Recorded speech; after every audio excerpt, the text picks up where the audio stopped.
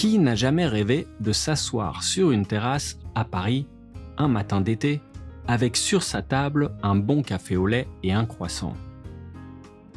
C'est un des stéréotypes préférés de la vie parisienne. Et dans ce cliché, impossible d'oublier le croissant au beurre devenu le symbole de la viennoiserie à la française.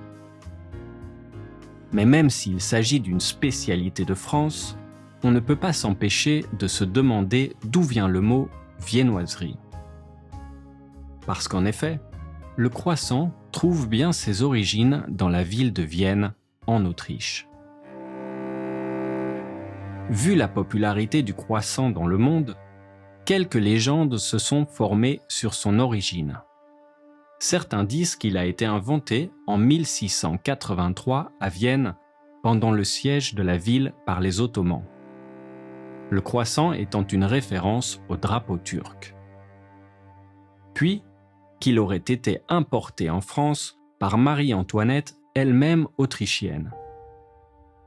Mais les historiens plus sérieux s'accordent sur le fait que tout cela n'est qu'un mythe. En réalité, si le croissant vient bel et bien de Vienne, son origine n'a rien à voir avec les Ottomans. On retrouve les premières traces en Autriche, aussi loin qu'au XIIIe siècle, quand il portait le nom de Kipfel, le mot allemand pour croissant.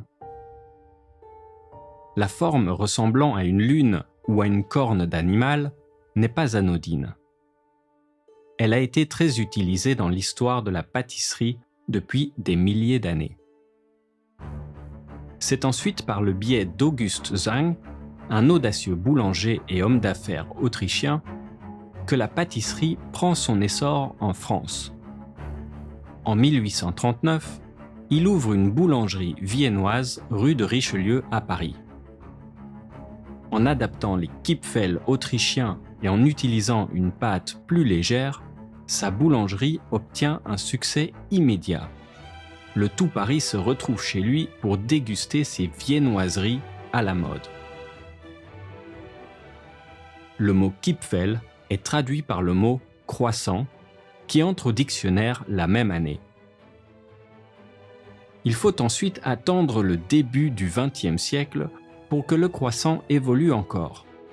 La pâte levée est remplacée par de la pâte feuilletée, en utilisant du beurre pour obtenir la texture qu'on lui connaît aujourd'hui.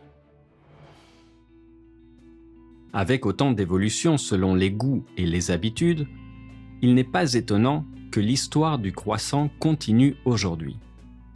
Après le succès fulgurant du Cronut à New York il y a quelques années, depuis peu, des pâtisseries dites végétales commencent à s'ouvrir à Paris. En remplaçant le beurre et les œufs par des produits à base de plantes, ces nouveaux pâtissiers espèrent attirer la clientèle végane toujours plus nombreuse. Une mission difficile dans un pays qui attache une grande importance à ses traditions culinaires. Question. Quelle est votre viennoiserie préférée? Le croissant, le pain au chocolat ou le chausson aux pommes? Et pourquoi? Quelle est votre routine pour le petit déjeuner? Peut-on tremper son croissant dans le café à Paris?